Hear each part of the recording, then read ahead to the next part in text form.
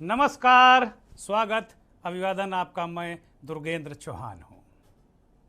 उत्तर प्रदेश की राजनीति में चाहे पक्ष हो चाहे विपक्ष, हलचल अभी दोनों तरफ है। विधानसभा का चुनाव हो गया, सरकार गठित हो गई, विधानसभा गठित हो गई, लेकिन अभी बहुत कुछ बाकी है। हलचल सत्ता पक्ष में मंत्रिमंडल के बंटवारे, मंत्रिमंडल में जो विभाग बटे हैं उनको लेकर है, तो विपक्ष में शिवपाल को लेकर विपक्ष में भी हलचल है। जब समाजवादी पार्टी के मुखिया गठबंधन के नेता अखिलेश यादव विधान सभा में शपथ ले रहे थे तो उस वक्त शिवपाल सिंह यादव वहां नहीं थे। 2 दिन पहले विधानमंडल दल की बैठक में बुलाए न जाने से शिवपाल नाराज हैं और वो इटावा चले गए थे। दिल्ली, लखनऊ, फिर दिल्ली और फिर लखनऊ। आज शिवपाल लखनऊ पहुंचे और विधानसभा अध्यक्ष सतीश महाना से उन्होंने मुलाकात की और विधानसभा सदस्य के रूप में महाना ने उन्हें शपथ भी दिलाई। इस दौरान महाना के साथ उनकी कुछ तस्वीरें भी सामने आई। हंसते मुस्कुराते शिवपाल यादव ने जसमत नगर से चुनाव लड़ा था और उन्हें भारी मतों से जीत भी मिली थी। देर शाम शिवपाल मुख्यमंत्री से मिलने पांच कालीदास मार्ग गए। उनके आवास पर दावा है कि करीब 20 मिनट तक मुख्यमंत्री के साथ उनकी बातचीत बंद कमरे में हुई। उसमें शिवपाल और मुख्यमंत्री के अलावा और कोई नहीं था। तो ये सिर्फ कयास ही लगाए जा रहे हैं कि मुख्यमंत्री से शिवपाल की क्या क्या बातें हुई, लेकिन बातें जरूर हुई। शिवपाल जब बाहर निकल कर आए तो उन्होंने कहा कि ये शिष्टाचार भेंट थी, लेकिन राजनीति में शिष्टाचार कब क्या गुल खिला दे इसका अंदाजा लगाना बहुत मुश्किल है। इन सब के बीच शपथ लेने के बाद पत्रकारों ने जब शिवपाल से ढेर सारे सवाल किए, उन पर बौछार की, तो उन्होंने कहा जवाब मिलेगा, जरूर मिलेगा।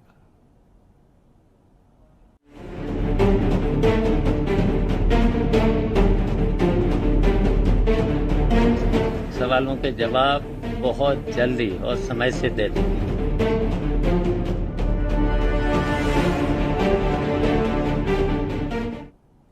सवालों के जवाब बहुत जल्द और बहुत समय से दे देंगे या दे दूंगा, ये मिलेगा।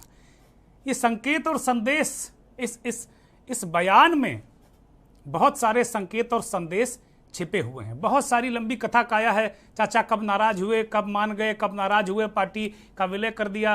चाचा ये कहते रहे कि भाई हम तो समाजवादी पार्टी के सदस्य बन गए हैं, उसी सदस्य के रूप में चुनाव लड़े हैं। गठबंधन तो अपनी जगह है, लेकिन अखिलेश यादव कहते रहे कि भाई जब गठबंधन के नेता बुलाए जाएंगे तो चाचा को बुलाया जाएगा। ये क्या खेल चल रहा है? क्या अंदर रैट रेस चल रही है? टॉम जेरी का खेल चल रहा है? हो क्या रहा है समाजवादी पार्टी और उसके गठबंधन में? ये भी खबरें हैं कि भाई धर्मेंद्र यादव और शिवपाल यादव के साथ भारतीय जनता पार्टी में जा रहे थे। हमारे पास कई फ़ोन आए कि भाई धर्मेंद्र जी कह रहे हैं कि भाई वो नहीं जा रहे हैं, क्यों आप खबर चला रहे हो? हमने तो सूत्रों के हवाले से ये खबर चलाई थी। खैर, धर्मेंद्र की बात आने के बाद हमने उनकी बात मान ली कि भाई वो नहीं जा रहे हैं। लेकिन शिवपाल यादव ने मुलायम सिंह से भी मिलकर अपना दर्द बताया है और शिवपाल के करीबी लोग इस बात को कहते हैं कि नेताजी से इस बार शिवपाल ने 2 टूक बात की है। तरह तरह की खबरें आ रही हैं।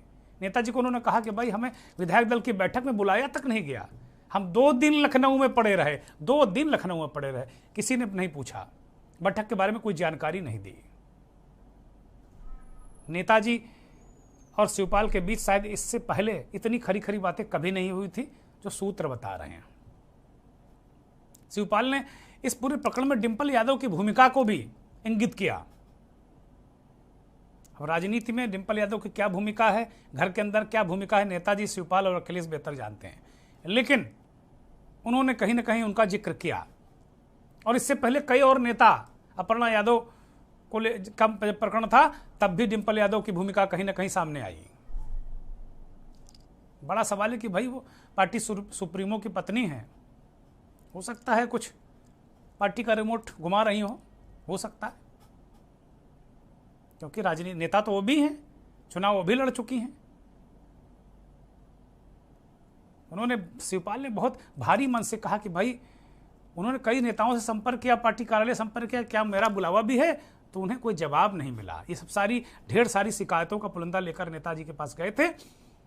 और अब ये कहा तो यहाँ तक जा रहा है कि अब शिवपाल एक तरीके से मन बना चुके हैं कि वो भारतीय जनता पार्टी की सदस्यता लेंगे। आदित्य यादव विधानसभा का चुनाव जसवंत नगर से लड़ेंगे और शिवपाल यादव आजमगढ़ की जो खाली सीट हो रही अखिलेश यादव के इस्तीफे के बाद वहाँ से भारतीय जनता पार्टी के उम्मीदवार के रूप में लोकसभा का उपचुनाव लड़ेंगे। ये खबरें हैं। लेकिन जो शिवपाल का जो अंदाज है, वो कह रहे हैं कि सारे सवालों का जवाब जरूर मिलेगा, बहुत जल्द मिलेगा, बहुत जल्द मिलेगा। ये अंदाज उनका कठोर नजर आ रहा है, कठोर। ये अंदाज कुछ कह रहा है। ये विधानसभा में शपथ ग्रहण की दौरान की तस्वीरें हैं। सतीश महाना उन्हें शपथ दिला रहे हैं, विधानसभा अध्यक्ष। शपथ लेने के बाद शाम को, देर शाम, वो मुख्यमंत्री से मिले उनके कालीदास आवास पर। हमारे सहयोगी मोहम्मद सफ़ी वहाँ मौजूद थे। अगर सफ़ी हो तो मैं उन्हें जोड़ना चाहूँगा। लेकिन कुल मिलाकर ये जो दृश्य है वो बिल्कुल अजब गजब टाइप का दृश्य राजनीति में लग रहा है कि भाई शिवपाल, एक समय शुरुआत में था कि जब पार्टी, समाजवादी पार्टी से अलग गए तो कहा जा रहा था कि शिवपाल यादव भारतीय जनता पार्टी में शामिल हो सकते, लेकिन वो शामिल नहीं हुए। वो कह रहे थे कि भाई मेरी पार्टी तो समाजवादी पार्टी है। अंत में आए भी वो, सरेंडर यहाँ तक उन्होंने कर दिया कि 100 सीटें, 40 सीटें, 1 सीट पर आ गए। उसके बाद भी सम्मान नहीं। अखिलेश यादव पब्लिक में कह रहे थे कि भाई चाचा जी को सम्मान मिलेगा, चाचा जी को सम्मान मिलेगा। ये कौन सा सम्मान अखिलेश यादव चाचा को दे रहे हैं? क्या चाचा इतने गए गुजरे नेता हैं? चाचा शिवपाल क्या इतने गए गुजरे नेता हैं? ये कौन सी खुन्नस है? ऐसा कौन सा कांटा उन्होंने चुभो दिया अखिलेश यादव को? ये अखिलेश यादव ही बेहतर जानते हैं, शिवपाल यादव बेहतर जानते हैं, नेताजी मुलायम सिंह जानते हैं। लेकिन जब परिवार की बात राजनीति के रूप में जब सड़क पर आ जाए तो वह परिवार की बात नहीं रहती। उस पर चर्चा का, बातचीत करने का हक प्रत्येक नागरिक को हो जाता है। अब ये अपने तरीके का ये मसला है। मोहम्मद सफ़ी हमारे सहयोगी 5 कालीदास मुख्यमंत्री का जो आवास है लखनऊ में, वहाँ से जुड़े हुए हैं, मौजूद हैं। थोड़ी देर पहले अभी वहाँ शिवपाल यादव गए थे, 1 घंटा के करीब हो गया उनको वहाँ से निकले हुए। शिवपाल यादव गए और उन्होंने मुख्यमंत्री से मुलाकात की। सफ़ी अगर मौजूद हैं तो मैं 1-2 सवाल सभी से पूछूंगा। मोहम्मद सफ़ी, मुख्यमंत्री आवास पर शिवपाल यादव थोड़ी देर पहले आए थे, तकरीबन 1 घंटा पहले। क्या सियासी हालचाल है? क्या गर्मा गर्मी है? क्या गहमा गमी है? मोहम्मद सफ़ी। अब बिल्कुल देखिए, अगर सियासत की बात करें तो सियासत में जिस तरीके से ये जो घटनाक्रम सामने आया है, ये कहीं ना कहीं चौंकाने वाला है। क्योंकि आज ही विधानसभा सदस्य के रूप में शिवपाल यादव शपथ ग्रहण करते हैं दिन में, और शाम को ही मुख्यमंत्री आवास पहुंच जाते हैं, 5 कालीदास मार्ग। तो अगर इसके सियासी मायने निकालें तो कई मायने निकल कर सामने आते हैं। क्योंकि इससे पहले अगर बात करें हम तो सहयोगी दलों की समाजवादी पार्टी में बैठक रखी गई, जिसमें सभी लोग पहुंचे जो उनके सहयोगी दल थे, जो जीते हुए थे। लेकिन शिवपाल यादव कल भी नहीं पहुंचे और कल वो इटावा में मौजूद थे। और अगर बात करें इससे पहले जो बैठक की गई थी, अखिलेश यादव ने जब की थी सपा कार्यालय पर, तो शिवपाल यादव ने खुद यह बयान दिया था कि मुझे तो बुलाया ही नहीं गया। और आज शपथ लेने के बाद फिर शिवपाल यादव आते हैं 5 कालीदास मार्ग को। लगभग अगर बात करें हम तो 20 से 25 मिनट मुलाकात होती है योगी आदित्यनाथ से।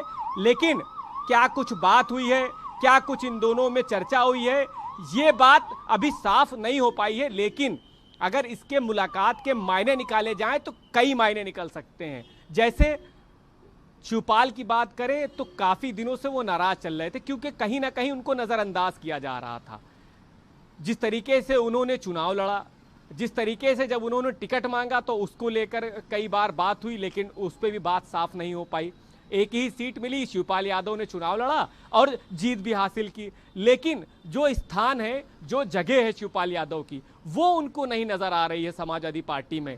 तो कहीं ना कहीं आज ये मुलाकात जो योगी आदित्यनाथ से हुई है, उनके सरकारी आवास पर मुलाकात हुई है और 20-25 मिनट मुलाकात, कई मायने निकलकर सामने आते हैं। लेकिन अगर शिवपाल के सहयोगी की बात करें तो उनका कहना एक शिष्टाचार भेंट थी। शिष्टाचार भेंट तो एक बात समझ में आती है, लेकिन जिस तरीके से उनकी नाराजगी थी और आज ही शपथ लेना और आज ही आकर मुख्यमंत्री से मुलाकात करना, ये कहीं ना कहीं सियासी मायने में हलचल करने वाली बात सामने आ रही है। जी सफ़ी, पूरे चुनाव में जब से वो इटावा में अखिलेश यादव ने उन्हें बैठने की जगह नहीं दी, जो समाजवादी रथ था उसके वो नेताजी के कुर्सी की हैंडल पर बैठे नजर आए थे शिवपाल यादव, तब से योगी आदित्यनाथ निशाना साधते रहे, बार बार ये कहते रहे बेचारे शिवपाल, बेचारा शिवपाल। योगी को बड़ी दया आ रही थी शिवपाल पर, और आज उन्हीं शिवपाल यादव से मुलाकात होती है योगी आदित्यनाथ की। इससे पहले वो दिल्ली जाते हैं, दिल्ली में किससे किससे मिलते हैं, बहुत सारी चर्चाएं हैं, बहुत सारी बातें हैं। ये क्या कहीं कोई योग संयोग बन रहा है कि शिवपाल यादव भारतीय जनता पार्टी में जा सकते हैं? क्योंकि हम देख रहे हैं, चाहे जितिन प्रसाद हों, चाहे जितने भी नेता हों, वो पहले दिल्ली जाते हैं, फिर योगी से शिष्टाचार भेंट करते हैं और अगले दिन भारतीय जनता पार्टी में शामिल हो जाते हैं। चाहे कांग्रेस के हों, चाहे जो समाजवादी पार्टी के हों, चाहे अन्य दलों के बड़े नेता हों। ये एक रोड मैप बनाया है भारतीय जनता पार्टी ने इन अंदर करने का कि भाई उत्तर प्रदेश में योगी आदित्यनाथ बहुत बड़ा चेहरा है और उत्तर प्रदेश की राजनीति योगी आदित्यनाथ के इर्द गिर्द घूम रही है, इसमें कहीं कोई संदेह नहीं।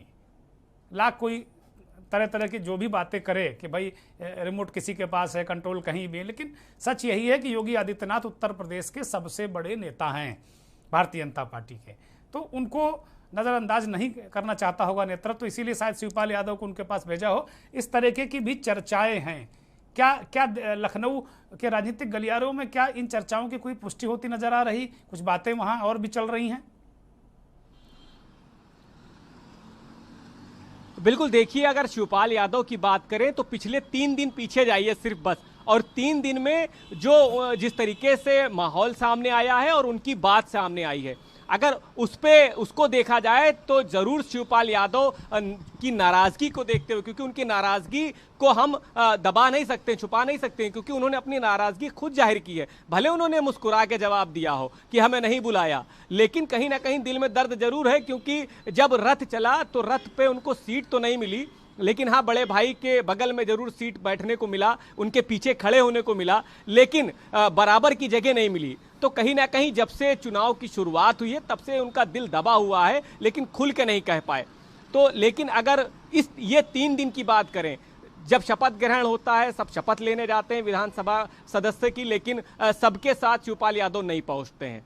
आज पहुंचते हैं अकेले, शपथ लेते हैं, और शपथ लेने के बाद फिर वो माच कालीदास पहुंच जाते हैं सरकारी आवास मुख्यमंत्री से मुलाकात करने के लिए। तो कहीं ना कहीं जरूर अगर इसके मायने निकाले जाएं तो भाजपा से कुछ करीब होने के रिश्ते और भाजपा में शामिल होने की बात जरूर सामने आती नजर आ रही है। लेकिन देखिए, जब तक खुल के बात नहीं कही जाए, खुल के कहना भी मुश्किल हो रहा है। लेकिन जो सामने दिखाई दे रहा है वो सियासी समीकरण तो यही बनते नजर आ रहे हैं, क्योंकि 2024 का चुनाव भी 2 साल बाद 2024 है और उसका चुनाव भी करीब है। अभी से तैयारी शुरू कर दी, क्योंकि जिस तरीके से योगी आदित्यनाथ का मंत्रिमंडल बनाया गया है तो ये 2024 की को लेकर ही तैयार किया गया। और जिस तरीके से योगी ने ये कई बार बात भी कह दिया, आज एक बड़े फैसले लिए हैं कि नई सरकारी गाड़ी नहीं ली जाएगी, उत्तर प्रदेश से बाहर जाना होगा तो उसके लिए भी लिख के देना होगा, फिजूल खर्ची नहीं की जाएगी। तो कई ऐसी बातें मुख्यमंत्री ने साफ कही थी, क्योंकि 2024 का बहुत खास तौर से ध्यान रखा जा रहा है। और शिवपाल का आज मुलाकात करना, 20 से 25 मिनट मुख्यमंत्री से बात करना, कहीं ना कहीं एक बड़ा संकेत देता नजर आ रहा है। और योगी आदित्यनाथ ने कभी भी शिवपाल को नजरअंदाज नहीं किया है, हमेशा उनकी बात करते नजर आए हैं। तो ये कहना कहीं से गलत नहीं होगा कि जो प्यार, जो मोहब्बत शिवपाल और भाजपा में नजर आ रही है, तो कहीं ना कहीं ये समीकरण जरूर बदलेंगे। जी, बहुत शुक्रिया मोहम्मद सफ़ी, आपका बहुत शुक्रिया। आप नज़र बनाए रखिए। ये बहुत बहुत महत्वपूर्ण बात सफ़ी ने कही कि भाई योगी और शिवपाल में मोहब्बत है, दोनों तरफ से कशिश नजर आ रही है। देश के जाने माने राजनीतिक विश्लेषक, वरिष्ठ पत्रकार बिलाल सब्जवारी साहब जुड़ गए हैं। बहुत शुक्रिया, बहुत धन्यवाद आपका बिलाल साहब, आपने समय दिया हमें, स्वागत है आपका के न्यूज़ पर। बिलाल साहब, एक सवाल ये है कि ये क्या हो रहा है? हलचल दोनों तरफ है। हम देख रहे थे कि भारतीय जनता पार्टी के अंदर जो मंत्रिमंडल को लेकर, विभागों को लेकर, केशव मौर्य के दिए विभागों को लेकर, अन्य लोगों के विभागों को लेकर भी चर्चा हो रही है। मुख्यमंत्री का राइट हैंड बनने को लेकर तमाम तरीके की खबरें चल रही हैं या चलवाई जा रही हैं। ये भी बात आई कि भाई एक खेमा इस बात को चलवा रहा है कि मुख्यमंत्री गलत कर रहे हैं। इस तरह की बातें भी वहाँ हो रही कि भाई स्वतंत्र देव को मीडिया में खबरें, स्वतंत्र देव के खिलाफ मीडिया में और परोक्ष रूप से मुख्यमंत्री के खिलाफ मीडिया में खबरें प्रोजेक्ट की जा रही। दूसरी तरफ ये शिवपाल की हलचल, इन दोनों राजनीतिक घटनाक्रम को बिलाल साहब कैसे देखते हैं आप?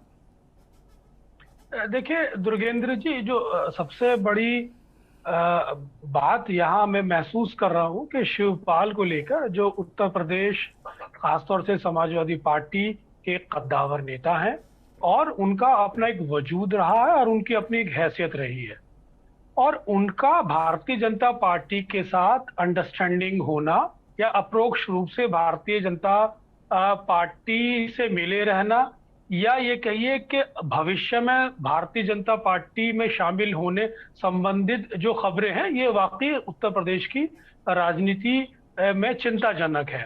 मैं यहाँ पे ये कहना चाहूंगा दुर्गेंद्र जी कि ये कहना कि भारतीय जनता पार्टी में शिवपाल चले जाएंगे, देखिए भारतीय जनता पार्टी से शिवपाल समय समय पर अंडरस्टैंडिंग रखते आए हैं। उसका माध्यम भले ही योगी आदित्यनाथ हो या फिर और कोई नेता हो सकता है। अगर आप पिछले लोकसभा चुनाव की बात करें तो शिवपाल जब लोकसभा को चुनाव लड़े थे तो उनके सामने भारतीय जनता पार्टी ने बहुत ही हल्का और एक डमी कैंडिडेट दिया था, लेकिन मोदी की जो लहर थी उसमें इत्तेफाक की बात है कि वो डमी कैंडिडेट भी जीत गया।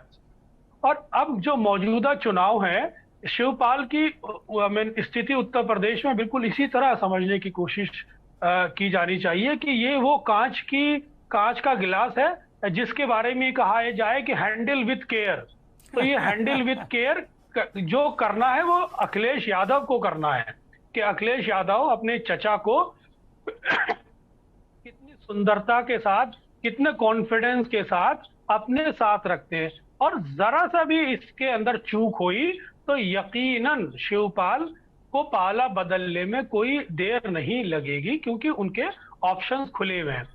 या ये तो हो गई ये वो बात जिसका चित्रण सब लोग देख रहे हैं सामने, लेकिन मैं इसको बड़े राजनीतिक परिप्रेक्ष्य में देखना चाह रहा हूं, और जिस तरह मैं समझता हूं कि लोकसभा चुनाव पे इसका बहुत ही गंभीर परिणाम आ सकते हैं, क्योंकि एटा, इटावा, मैनपुरी, ये जो मुलायम सिंह यादव का जो यादव गढ़ रहा है, यहाँ पर शिवपाल यादव की बहुत ज्यादा इज्जत है और लोग उनको बहुत ज्यादा चाहते हैं।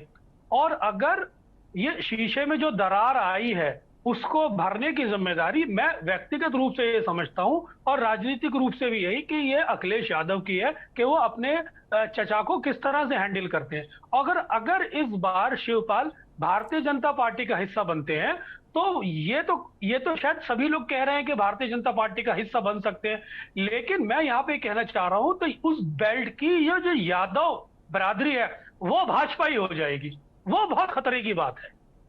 हाँ, 2014 में भी इस तरीके से तमाम जातियों के जो खाने थे, जो काबुक जिसको कहते हैं, जातियों के काबुक कहेंगे हम, वो एक तरीके से टूट गए थे।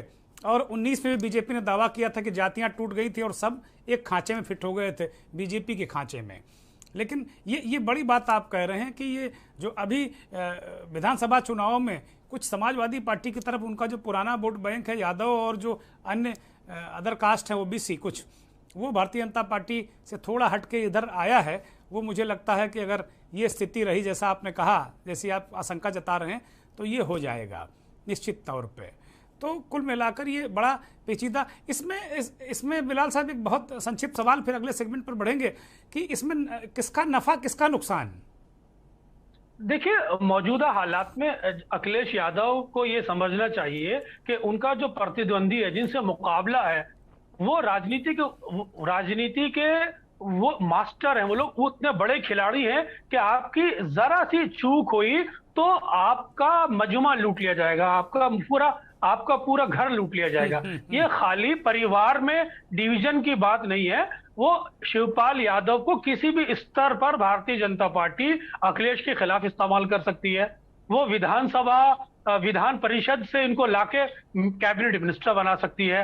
वो भविष्य के अंदर इन्हें राज्यसभा लाके या लोकसभा लाके केंद्र में कैबिनेट मिनिस्टर बना सकती है। और इनका प्रयोग यादव बिरादरी में करके उसको भाजपाईकरण करेगी। साथ ही साथ इनके माध्यम से अखिलेश यादव को जितना कमजोर कर सकती है वो करना चाहेगी। तो भारतीय जनता पार्टी को, जहां भारतीय जनता पार्टी की जो स्थिति है, जो समय समय पर बहुत स्मार्ट पॉलिटिक्स करती है, और उनकी राजनीति को अखिलेश यादव को बहुत ही गंभीरता से समझना होगा। क्योंकि अखिलेश का जो रिश्ता रहा है शिवपाल यादव से, वो अजीबोगरीब है। अगर इनके परिवार की बात करें तो अखिलेश की जो वाइफ है उन्होंने ही शिवपाल की जो वाइफ है उनका ही ब्रॉटअप किए हुए हैं अखिलेश यादव। तो इन बातों को नहीं भूलना चाहिए। और साथ ही साथ अगर उनका एडजस्टमेंट किसी तरह भी कर सकते हैं तो अखिलेश को पूरी कोशिश करनी चाहिए। ठीक बात है। बिलाल साहब कह रहे हैं कि भाई अखिलेश को इस बार वो दरार जो है, शीशे में दरार जो पड़ गई है, एक इत्तेफाक, एक फर्क जो पड़ गया है, एक दरार पड़ गई है, कई शब्द उसके लिए इस्तेमाल हो सकते हैं, उसको पाटना होगा। उसके लिए कोई ऐसी चीज, कोई सोलेशन वोसन लगा के उसमें कोई व्हाइट सीमेंट चिपकानी होगी ताकि दिखे ना हो, सफेद सफेद रहे लेकिन दिखे ना, उसमें कम से कम प्रतिबिंब दिखता रहे, दोनों एक हैं। ये बड़ी महत्वपूर्ण बात बिलाल साहब ने कही। बिलाल साहब, एक और तस्वीर दिल्ली में दिखी। दिल्ली के मुख्यमंत्री अरविंद केजरीवाल के घर पर एक हमले जैसा दृश्य नजर आया और आम आदमी पार्टी के नेताओं ने कहा कि अरविंद केजरीवाल के घर पर भारतीय जनता पार्टी की युवा ब्रिगेड ने हमला कर दिया, सिक्योरिटी बैरियर्स तोड़ दिए। ये तस्वीरें भी दिखा रही हैं और मुझे लगता है कि शायद वो गलत नहीं कह रहे हैं आम आदमी पार्टी के लोग, क्योंकि ये तस्वीरें झूठ नहीं बोलती, तस्वीरें हमेशा सच बोलती हैं। बस उन्हें गौर से और बहुत बिना किसी भेदभाव के देखने की जरूरत होती है। इन तस्वीरों में एक राज्य के मुख्यमंत्री के यहाँ कुछ लोग पहुंच जाते हैं, हमला करते हैं और तोड़ फोड़ कर देते हैं, सिक्योरिटी बैरियर तोड़ देते हैं, हाथापाई करते हैं सिक्योरिटी वालों से। आम आदमी पार्टी के लोग इसे कह रहे हैं कि भाई मुख्यमंत्री पर उन्होंने हमला किया है और ये हमले जैसे दृश्य भी हैं।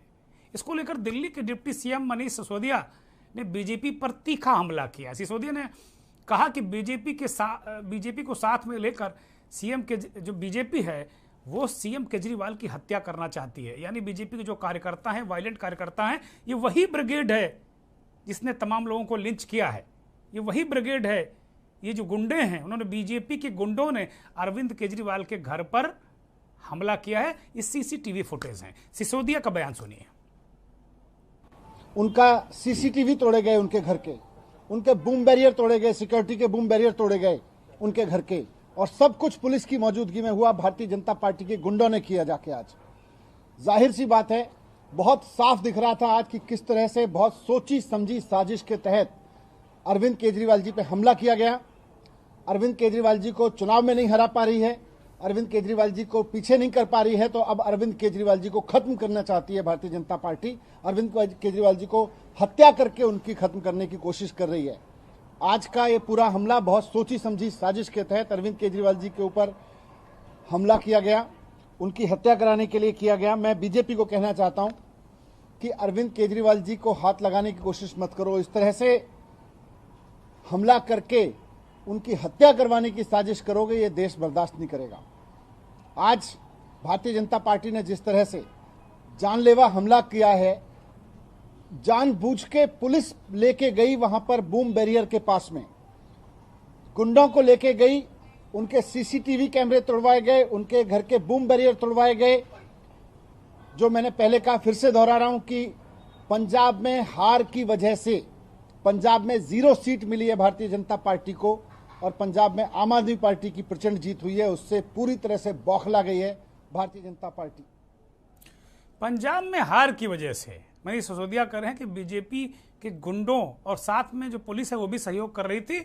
अरविंद केजरीवाल की हत्या का प्रयास किया गया, उनकी हत्या कराना चाहती है क्योंकि चुनाव में अब वो जीत नहीं पाएंगे।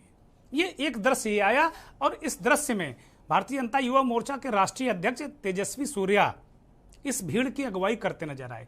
तेजस्वी सूर्या कुछ ज्यादा ही अगुवाई कर रहे हैं इस देश में, हमें लग रहा है। अब ठीक है, राष्ट्रवाद का झंडा बुलंद करें, बहुत अच्छी बात है। आतंकवाद के खिलाफ वो आक्रमण करें, बहुत अच्छी बात, हम सब उनके साथ हैं, पूरा देश उनके साथ है।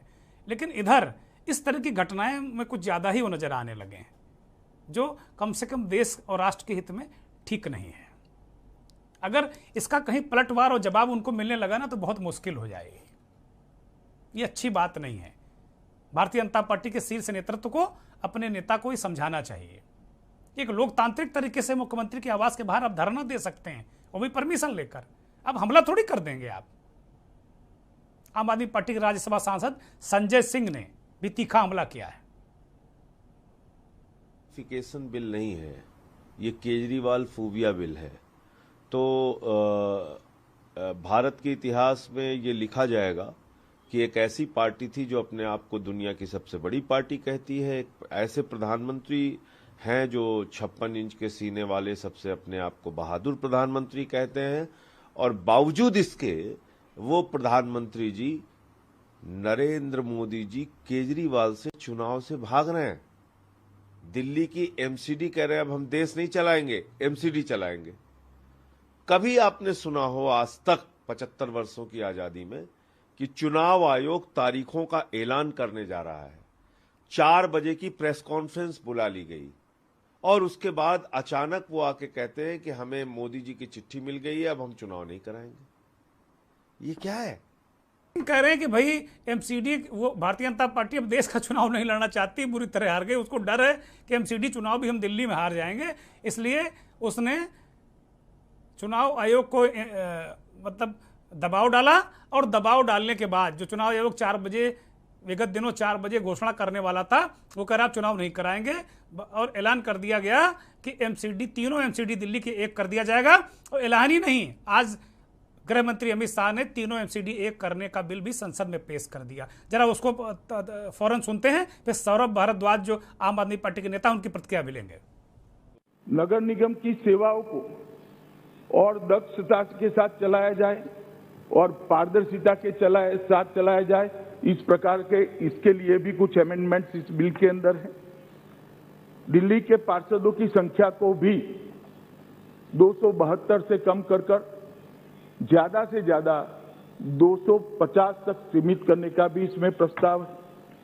और नागरिक सेवाओं को कहीं भी और कभी भी, मैं फिर से रिपीट करना चाहूंगा, कहीं भी और कभी भी इस सिद्धांत के आधार पर व्यवस्थित किया जाए। माननीय अध्यक्ष जी, जब मेरे साथी मंत्री बिल को सदन में रखे तब मैंने मेरे विपक्ष के मित्रों ने कुछ आपत्ति। देखिए, ये हमला भाजपा के लोगों ने हमला कराया और पंजाब में मिली करारी हार के बाद जो है ये हमला कराया गया है। और ये लोग आप नेता सौरभ भारद्वाज हमले पर बोल रहे थे। 2 तरह के घटनाक्रम हुए। एक सदन के अंदर एमसीडी में जो चुनाव का जो बिल आया लोकसभा में, वहां पर अमित शाह ने उसके औचित्य बताया और कहा कि भाई पार्षदों की संख्या भी कम करेंगे। उस पर संजय सिंह की प्रतिक्रिया थी। सौरभ भारद्वाज ने अरविंद केजरीवाल के घर पर हमले को लेकर प्रतिक्रिया दी। मनीष सिसोदिया ने सीधे भारतीय जनता पार्टी के कार्यकर्ताओं द्वारा अरविंद केजरीवाल की हत्या की कोशिश कहा गया इसे। और ये वास्तव में घटना निंदनीय है, क्योंकि जिस तरीके से दृश्य दिख रहे हैं ये उनके इरादे अच्छे नहीं हैं। ऐसा राजनीतिक प्रदर्शन नहीं होता। ये बिल्कुल ठीक नहीं, तोड़ फोड़ बवाल, ये राजनीतिक प्रदर्शन नहीं है। तो ये सारी चीज़ें देखने को मिली। मतलब कुल मिला के ये दृश्य बड़े मतलब पीड़ित जैसे इन दृश्यों को देखकर कोई भी ये कहेगा कि ये बात ठीक नहीं है।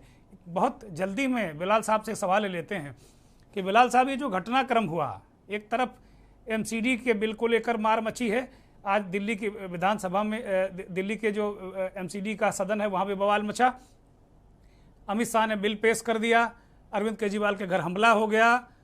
ये क्या घालमेल क्या चल रहा है वहाँ पे? मतलब कुल मिला के ये क्या सीन चल रहा है वहाँ पे? कौन सी राजनीति हो रही? भारतीय जनता पार्टी और आम आदमी पार्टी के बीच क्या चल रहा है वहाँ पे? देखिए दुर्गेंद्र जी, काफी दुखद है कि दिल्ली जहां यूनियन टेरिटरी, जहां पुलिस सीधे केंद्र मंत्रालय के अधीन होती है और वहां भारतीय जनता पार्टी के युवा ब्रिगेड के लोग पुलिस की मिलीभगत के साथ ये इस घटना को अंजाम देते हैं। सीधे सीधे यहाँ पर दिल्ली कमिश्नर की को तलब कर लेना चाहिए, गृह मंत्री को, साथ ही और भारतीय जनता पार्टी को उस युवा ब्रिगेड के नेता पर कार्रवाई करनी चाहिए। दरअसल इस पूरी घटना का अगर आप पॉलिटिकल सिनेरियो देखें तो पंजाब में जिस तरह से भारतीय जनता पार्टी को डिफीट मिली और केजरीवाल एक बड़ी थंपिंग मेजोरिटी के साथ वहां आए, तो केजरीवाल काफी मुखर हो गए राष्ट्रीय राजनीति में। और एमसीडी के चुनाव को जिस तरह से वो बार बार भारतीय जनता पार्टी पे आरोप लगा रहे थे कि वो चुनाव के डर से उन्होंने एमसीडी का यूनिफिकेशन कर दिया। इसके साथ ही साथ मैं एक और घटना बताना चाहूंगा कि कश्मीर फाइल्स को लेकर जिस तरह से केजरीवाल ने भारतीय जनता पार्टी, मोदी और इस पूरे सिस्टम पर सवाल खड़े किए हैं, तो ये घटना इस तीनों परिप्रेक्ष्य में देखी जानी चाहिए। लेकिन इस घटना की इजाजत लोकतंत्र नहीं देता है और भारतीय जनता पार्टी को अपनी जो कथनी और करनी है उसके अंतर को स्थापित करना चाहिए। उत्तर प्रदेश के मुख्यमंत्री जब लोगों पर ये कहते हैं कि ये गुंडे लोग हैं, समाजवादी पार्टी के लोगों को निर्देश इंकित करके, तो यहाँ पर भी कोई राजनीतिक पार्टियां भारतीय जनता पार्टी के लोगों को भी गुंडा पार्टी कह के संबोधित कर सकती हैं। तो ये सीधी जिम्मेदारी गृह मंत्रालय भारतीय जनता पार्टी की है कि इस पर तुरंत एक्शन ले और केजरीवाल को अब अपनी सुरक्षा प्राइवेट प्लेयर्स के माध्यम से भी करानी चाहिए। जी बहुत शुक्रिया। बिलाल साहब ने बहुत माकूल जवाब दिया और बहुत तरीके से समझाया कि भाई वास्तव में ये है क्या। ये कश्मीर फाइल भी है, ये दिल्ली एमसीडी का चुनाव भी है और पंजाब की हार से उपजी टीस और केजरीवाल के राष्ट्रीय राजनीति में बढ़ते कदम भी हैं।